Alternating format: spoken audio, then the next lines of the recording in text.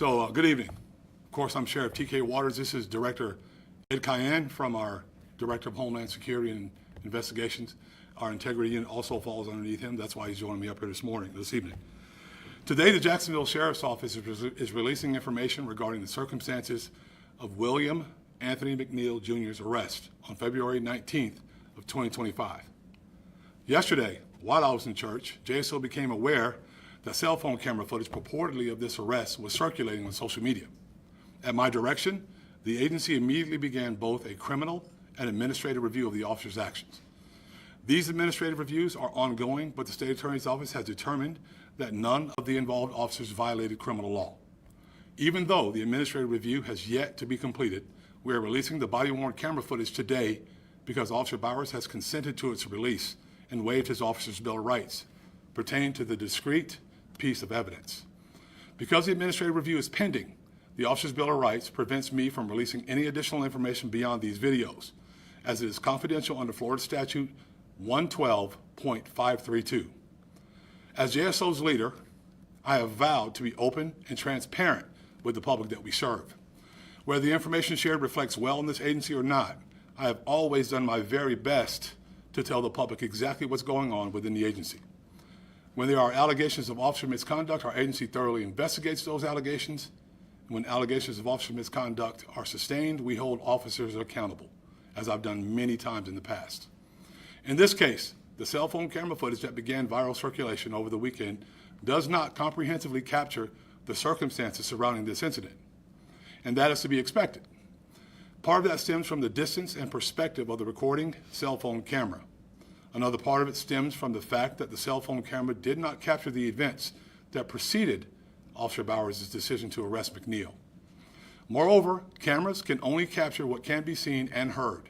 So much context and depth are absent from recorded footage because the camera simply cannot capture what is known to the people depicted in it. As a 33-year law enforcement officer, I understand the importance of thorough and complete investigations. One piece of evidence considered in a vacuum without any context can lead to skewed conclusions. When incomplete cell phone camera footage becomes the basis on which public opinion turns, the results can be equally faulty. A rush to judgment, whether it be in a criminal investigation or in a court of public opinion, can lead to flawed conclusions. Tonight, I'm sharing the footage from the body-worn cameras of the arresting officer, Officer D. Bowers, and two of the assisting officers, Officer D. Miller and Officer G. Curse, so that the public has more complete understanding of this incident. Before I deliver the currently available information and play the relevant body-worn camera, I want to be clear about something. Yes, there absolutely was force used by the arresting officers, and yes, that force is ugly.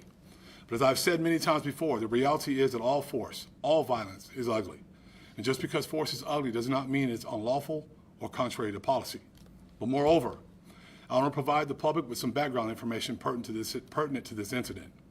Since January 1st, 2025, Jacksonville Sheriff's Office has been involved in 38,805 traffic stops. Even as I speak, that number is climbing. The overwhelming majority of these tens of thousands of traffic stops were made without incident. After this traffic stop on February 19, 2025, McNeil was arrested for resisting a police officer without violence, driving on a suspended driver's license, and possession of less than 20 grams of marijuana.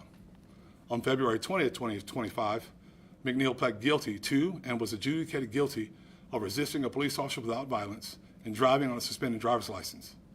Those pleas of guilty were accepted by a local judge who found them to have been factual basis and to have been voluntarily made by McNeil. After the resolution of this criminal case, McNeil took custody of his cell phone, the one he presumably used to record the footage that was shared on social media, on March 5th, 2025. At no time, February to now, did McNeil contact JSO to file a complaint, nor share with the agency the cell phone footage that is circulated on social media. As I said earlier, immediately upon becoming aware of this footage, JSO began a criminal and administrative investigations into the incident. Had McNeil filed a complaint, JSO would have started this investigation at that time. But we were not aware of this allegation or of improper use of force before this weekend. As this is agency's pattern of practice in any circumstances of use of force, the relevant body-worn camera footage was reviewed by multiple levels of supervision. However, as you'll see in short order, the body-worn camera footage does not capture Officer Bowers' response to resistance when McNeil was seated in the driver's seat. As I explained, although the state attorney's office has deemed it not criminal, the response to resistance is now subject of a pending administrative review to determine if Bauer's conduct violated JSO policy. The law requires that a person comply with the police officer's commands during a traffic stop. This is extremely important. There are not options. If you disagree, take care of it someplace else, but not on the side of the road. No one enjoys being the subject of a traffic stop, and there are times in which citizens dispute circumstances of their stops, but the law is clear. A person must comply with an officer's commands, even if that person disagrees with that officer's reasons for the stop. Within 21 seconds of his civil stop or civil traffic infractions, driving without illuminated headlights during the rain or failure to wear a seatbelt, McNeil refused to provide stopping officers with his driver's license and registration. 14 seconds later, he locked his car door and refused to exit the vehicle, despite being told many times that he was under arrest. Moreover, McNeil was warned 7 times that he needed to open the door and exit because he was under arrest for resisting an officer without violence, or police would be forced to break his car window. Soon after McNeil was outside his car, officers found a large, unsheathed serrated knife on the driver's side floorboard. Now I'll play relevant portions of the body-worn camera of the 3 officers, Officer Bowers, the stopping and arresting officer, Officer Miller, the second responding officer who spoke to McNeil from the passenger side of the vehicle, and Officer Kearse, one of the assisting officers.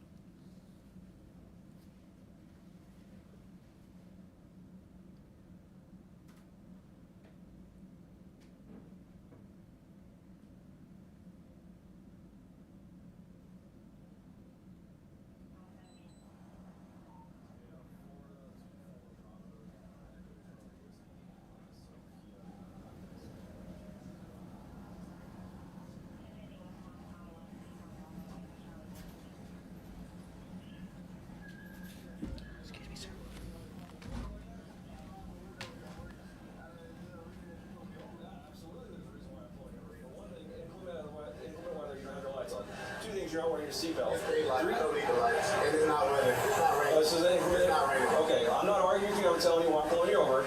Give me your driver's license, registration, proof of insurance. No, call your supervisor. Why? Excuse me? Call your supervisor. Call your supervisor. Why did you pull me over? I already told you. Why did you pull me over? Step out of the vehicle. No. Step out of the Pull me vehicle. over.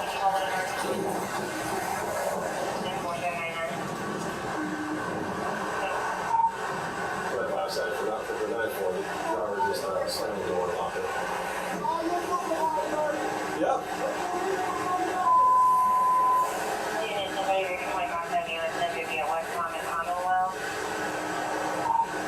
If anybody responding, coming from Commonwealth, you want to be with this.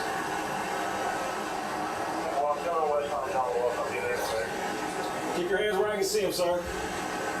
The top camera's on too. I've already told you. Okay. Okay. Right now you're under arrest for resisting. You understand? You're under arrest for resisting. The longer you take us on, the worse it's going to be.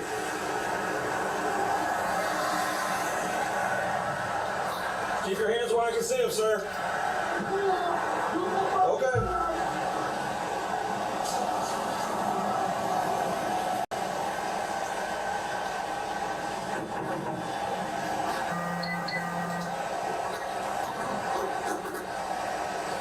Sir, it's the last warning to open the vehicle and exit before we're going to break the window.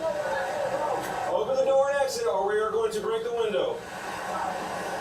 Open the door and exit or we are going to break the window.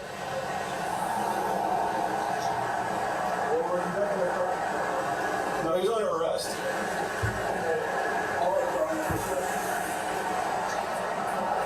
Open the door and exit. You are under arrest for resisting. Open the door and exit. You are under arrest for resisting.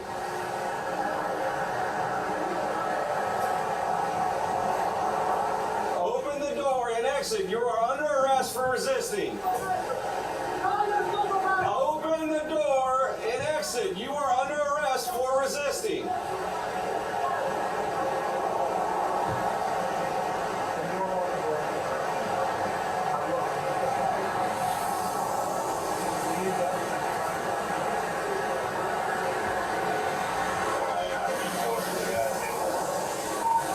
Vehicle's locked in. Just lock it up. Put the window down and try to talk to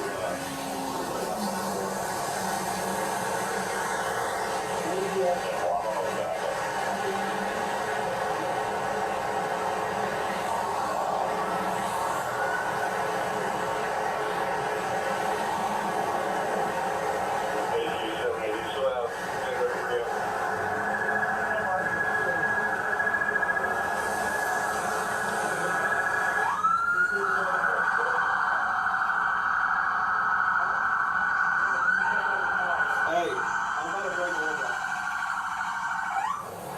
I'm about to break the window.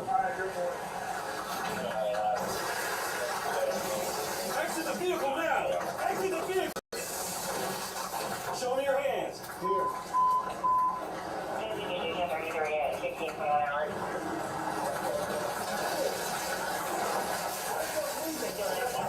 What is your reason?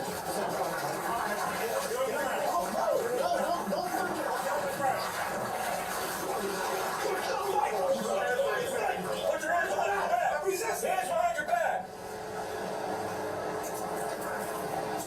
All of you. What do you mean? I was putting my hands behind my back. I was going Ain't no talking now, man. Ain't no talking. You're under arrest. That's what's going on. Yes, bro. Yes.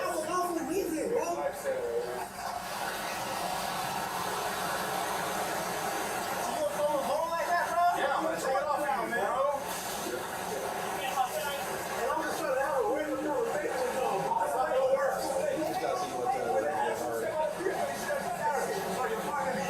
Marijuana in my pocket. So why close the door if you see him come up? No resisting, idiot.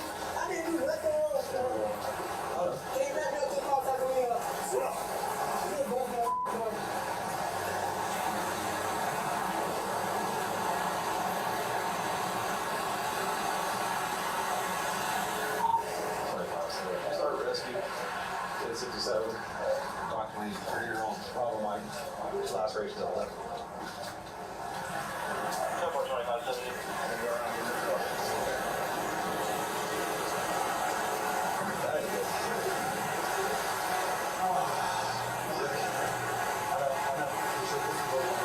No.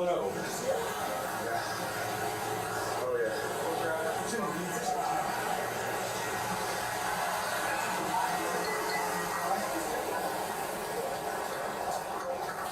He's good. Is that you or him?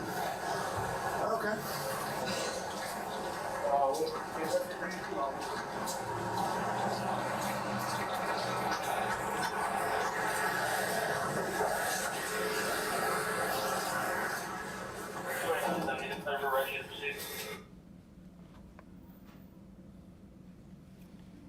It's be Officer Miller.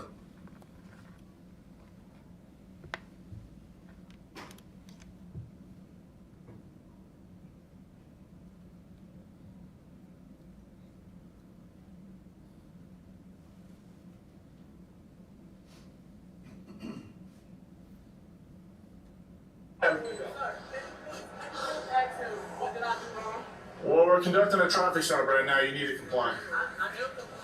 Hey, I'll lock the car. I'm gonna push it up.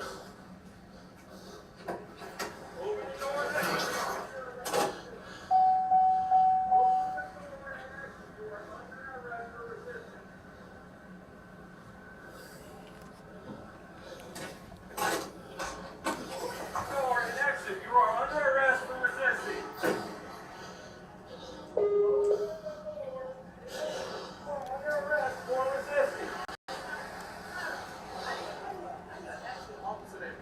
Can you unlock the door and step out? I will. Can you step out? You're being done. There's a traffic stop being conducted. You're required to comply. So, yes. Correct. Huh? Okay, so what did he ask for when he I guess, talked to you? When he pulled me over, Yeah. opened my door because my window don't work. Oh, yeah? And then I said, so what I did wrong? Yeah. He said, well, for one, your headlights are off under this weather. I'm like, Okay. there's multiple people here. I said, Okay, that's still a legitimate reason to pull somebody over. There's no rain. It doesn't matter. You're still required to have headlights on. Huh? Yeah, when you step out of the car, I will. Huh? Alright, go for it. Exit the vehicle now! Exit the vehicle! Show me your hand. Here.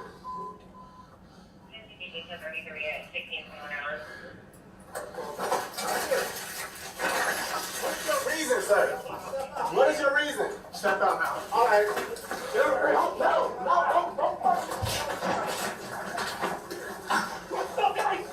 Behind your back! I'm resisting behind your back!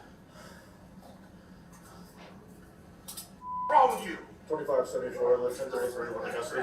Stop. We don't talk now, man. Ain't no talking. You're under arrest. Yes, bro. Yes.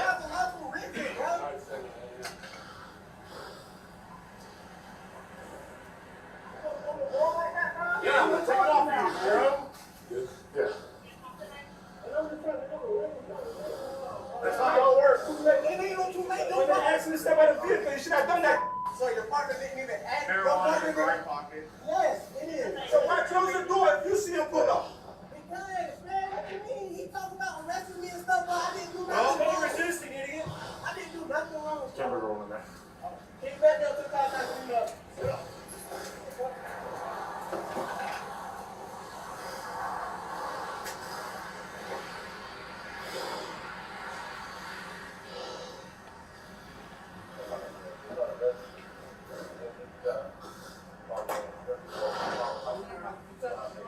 I did.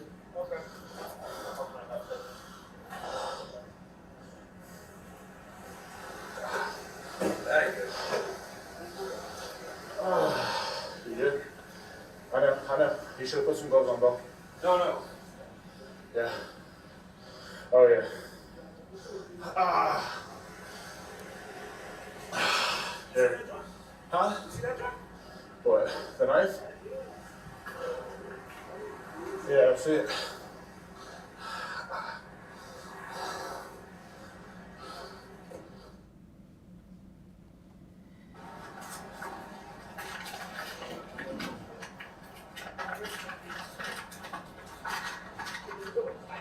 It's a lot of flush sticks.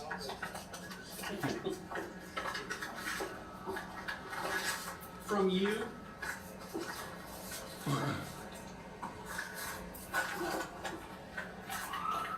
Yeah, see that knife? Yeah, that's one of the biggest concerns. And you see what's right there, the right there, pussy.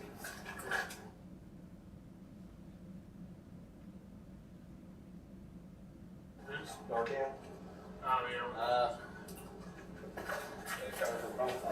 What's called now?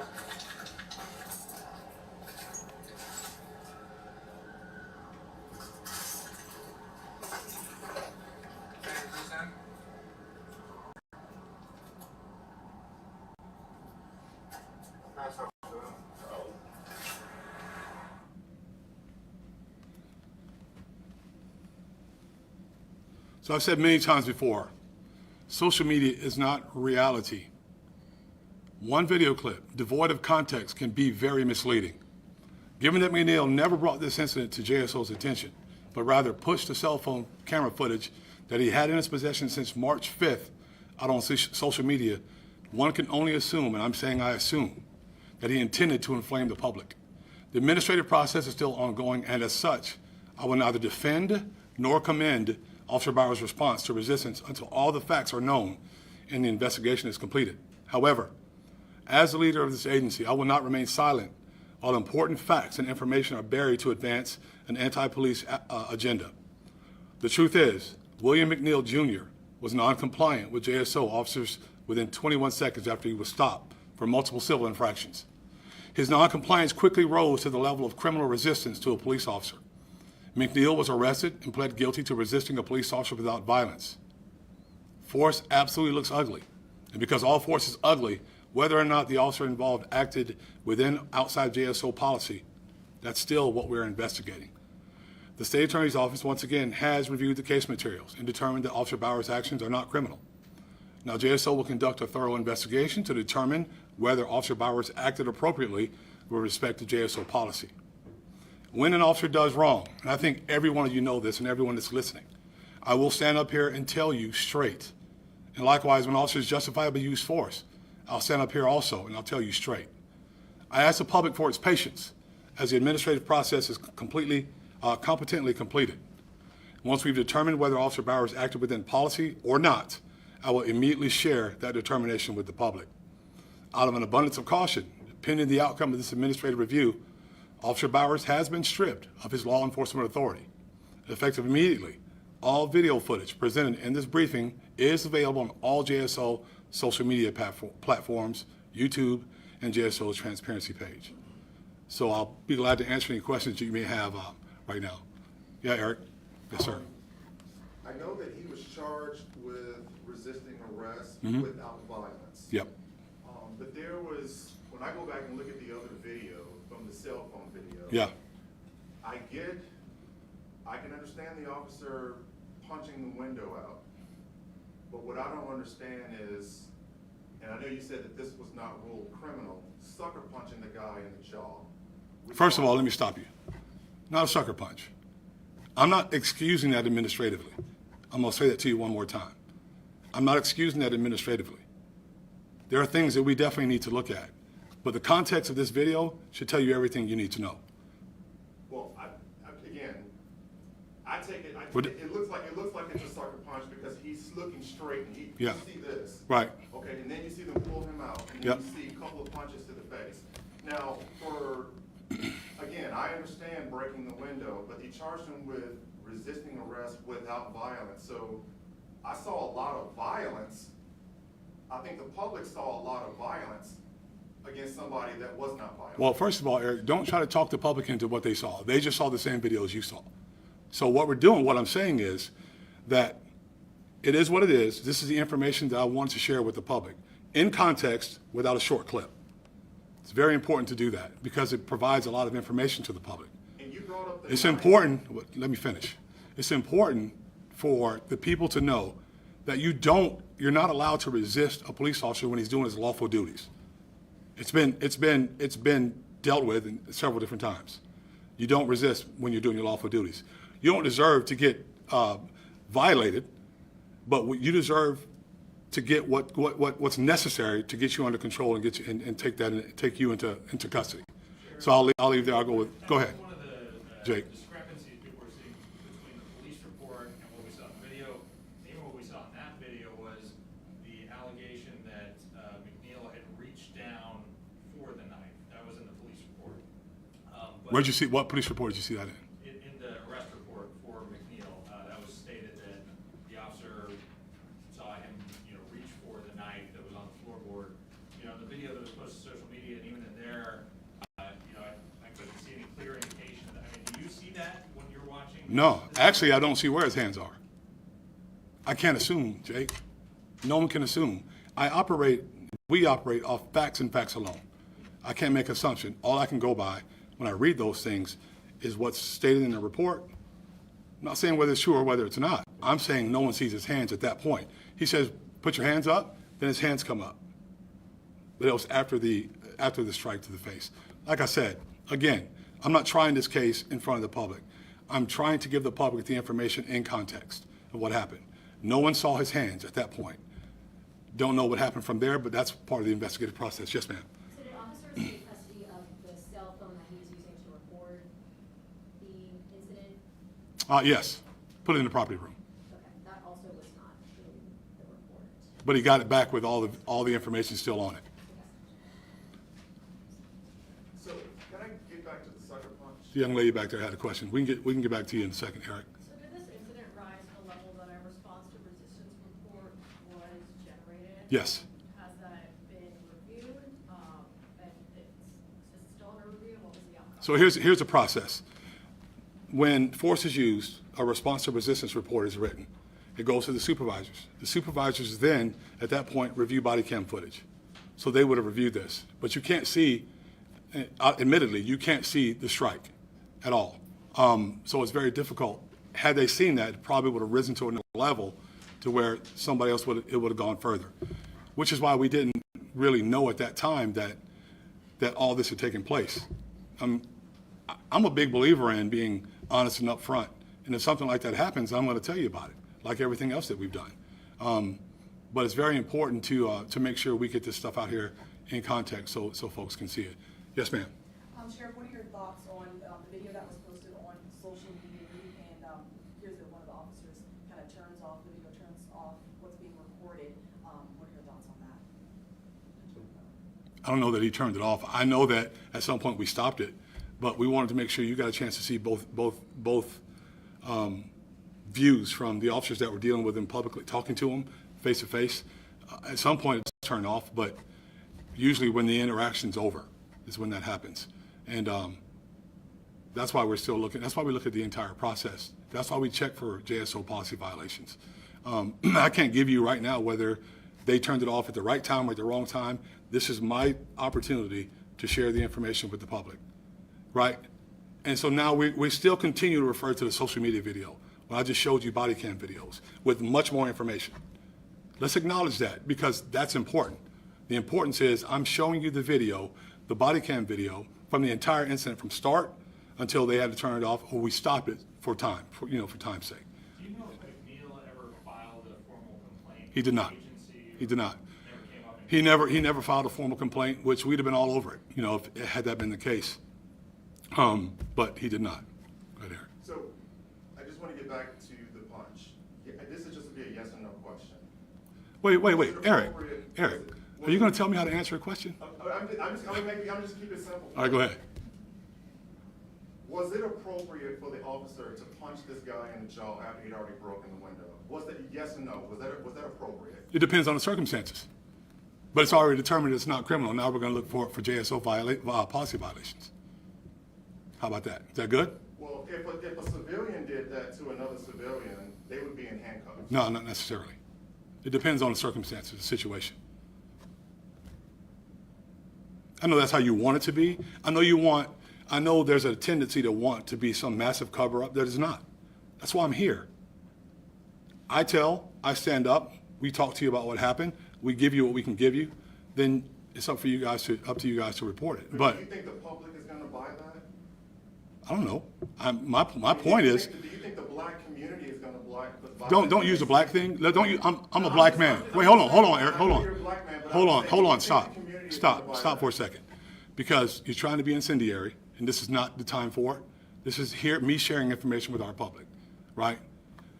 The whole statements about the black issue. I wouldn't work here if we're after black men or black people, period. I can tell you he wouldn't. I can tell you any other African American or black male or female that works here wouldn't work here if our black citizens are under siege. Not the case. Not at all. I've been alive probably a little bit longer than you have. Haven't had any of these issues. You know why? Because if I was ever stopped by the police, which I was when I was a young man, and they asked me to do something, I did it. It's simple. Simple compliance. It doesn't rise. It doesn't get out of control. That stuff doesn't happen then. Do as we ask you to do. If you don't like the word compliance, just do as we ask you to do then, so that we can get finished. Then you tell us about it if you feel like your rights were violated, and we can deal with it. That's the way it should work. Every single time. Yes, ma'am. The officer that has been stricken with authority, does he have a disciplinary history at all? Not that I know of. We'd have to look, but I don't think so. We'll get you that answer. Anyone else? Any idea how long this internal investigation may take? It's hard to tell, but we're trying to get it done as quickly as possible. There are other cases working, but we're trying to get it done as quickly as possible because we want to, like I said, we want to share as much as we can as quickly as we can because it's that important. Good? All right, thanks, y'all.